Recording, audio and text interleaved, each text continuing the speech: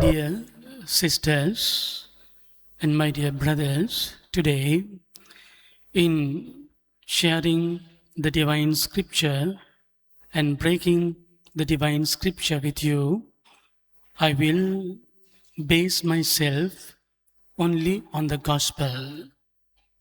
Anchoring myself on the gospel, I like to share some inspirational spiritual insights with you that will be of effective for our practical, pragmatic life to highlight our spiritual life. Dear friends, when we think of today's gospel, the gospel invites all of us to think about the cost of discipleship. In our conversation with our brothers and sisters in relation to our God Almighty, we always say we are sons and daughters of God and express our deep sense of belonging to the family of God. We are so proud and we feel so privileged to say that we are sons and daughters of God. There's nothing wrong in saying so. But we hardly say that we are disciples of Jesus or followers of Christ. We hardly use that we are disciples of our Heavenly Father. But the very fact that we have received the sacrament of baptism, we have been incorporated to the family of God, not simply to say and to be sons and daughters of God, but we are called upon by the very reception of the sacrament of baptism, we are called upon to be vibrant, effective, and inspirational, productive disciples of Christ. Dear friends in Lord Jesus Christ, therefore, we need to be conscious of that mission that we are supposed to do as disciples. The word disciples means the one who follows. Following someone means that we need a leader to follow. Therefore, to follow a leader, one has to listen to a call, one has to discern a call, one has to decide to follow the leader whom you have chosen to follow. Therefore, listening, discerning, and deciding are three main important aspects of a discipleship. What is listening to a call? Well, you need to know the sublime intentions, the sublime goals of the Master, that is Christ, without which you will never be able to be a true disciple of Jesus. You need to know very specially the goals of the Master, the philosophy of the Master. Then you will be in the right track. You will be very precise and very clear to be a disciple and to follow Him. What do you mean when we say you need to discern the call of the Master? Discerning means you need to know the fruits that you can yield while being a disciple of Christ. How you will be able to do very productive effects, results in following your Master. What are the qualities that you will be able to radiate and transmit to the whole world and to your brothers and sisters in following your Master Jesus Christ? Discerning means the fruits that you can yield and that you can radiate in and through your life to the whole world. All the disciples of Jesus who followed established so much of peace, joy, and happiness and reconciliation in the hearts of the people. We also need to do that without confusing the hearts and minds of our brothers and sisters.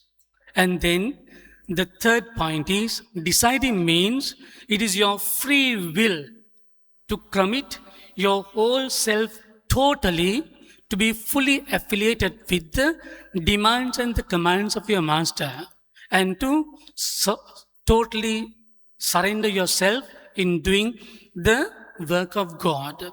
For that, my dear friends, at times you need to even sacrifice your life, but preparing even to make any sacrifices, you need to decide.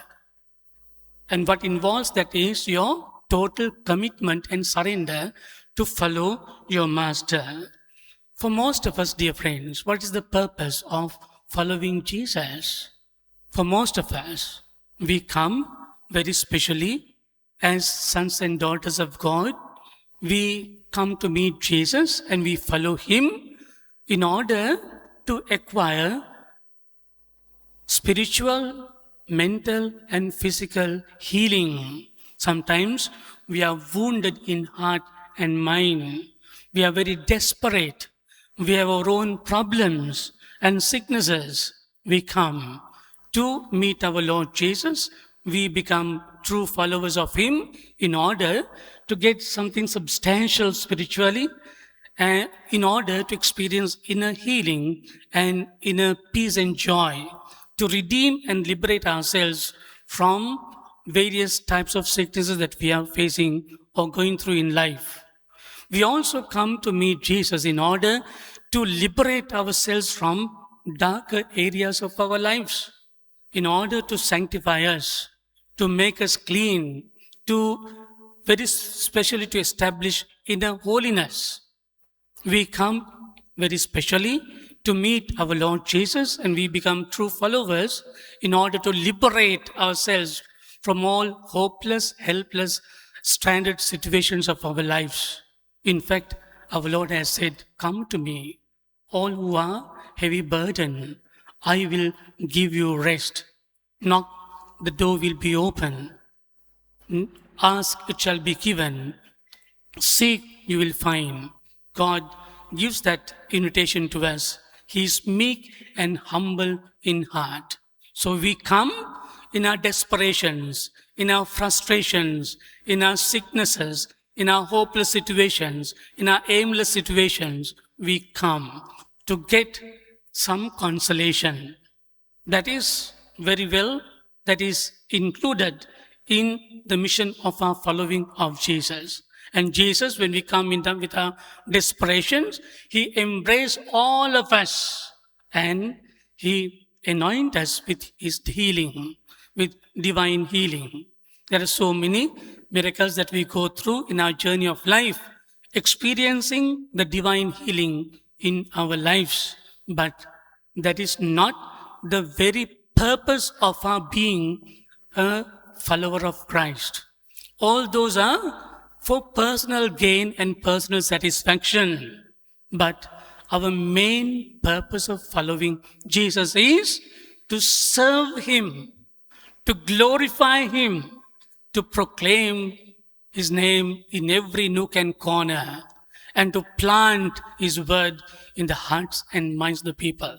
That has to happen in your home first, within your family. You need to give your priority to establish the divine inspired word in the hearts of your children, in the family members.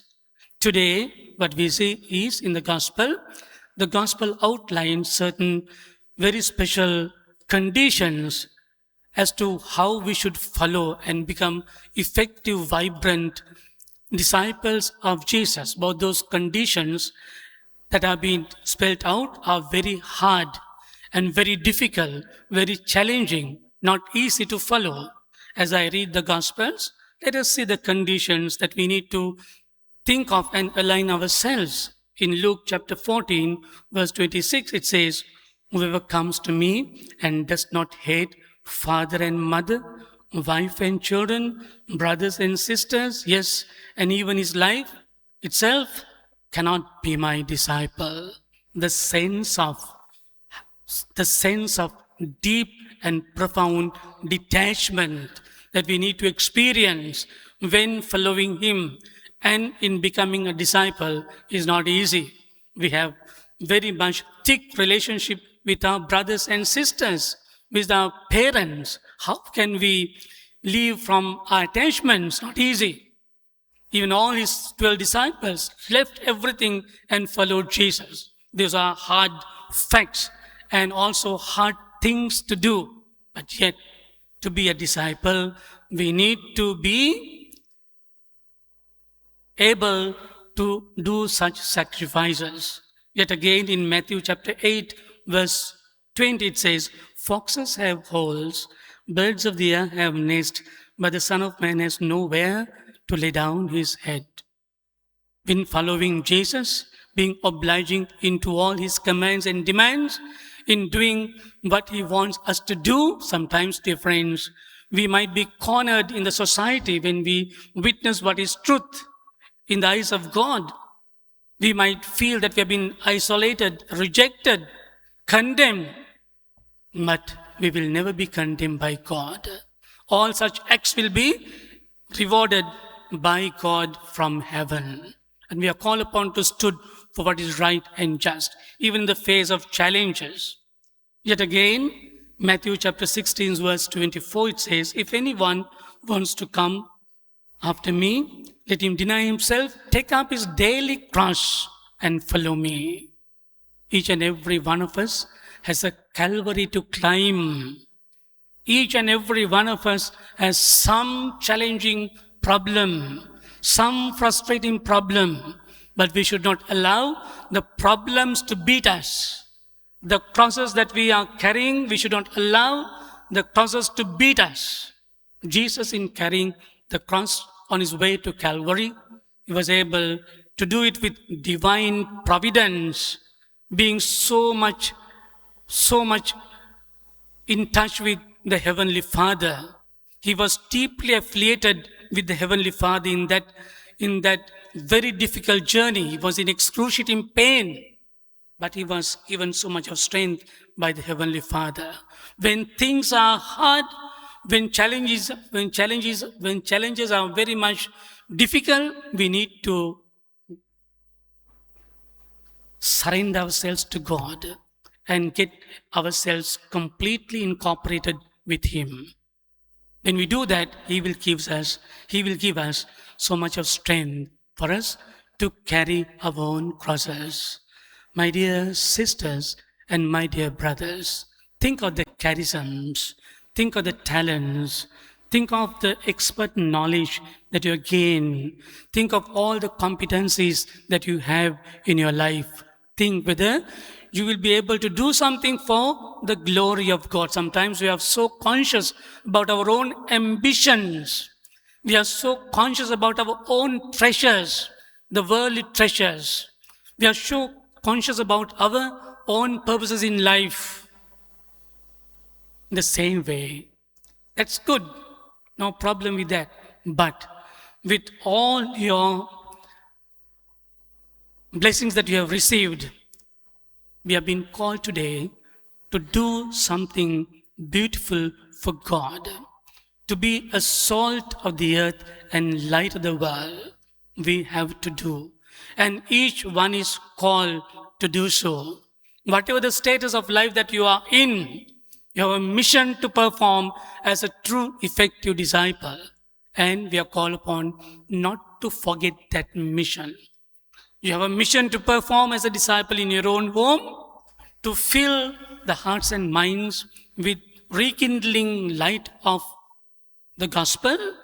You have a mission to perform in your home in radiating the kingdom qualities of love, patience, bearance, happiness, peace, and joy, showing huge credibility to experience forgiveness with your brothers and sisters, and to experience so much of inner joy.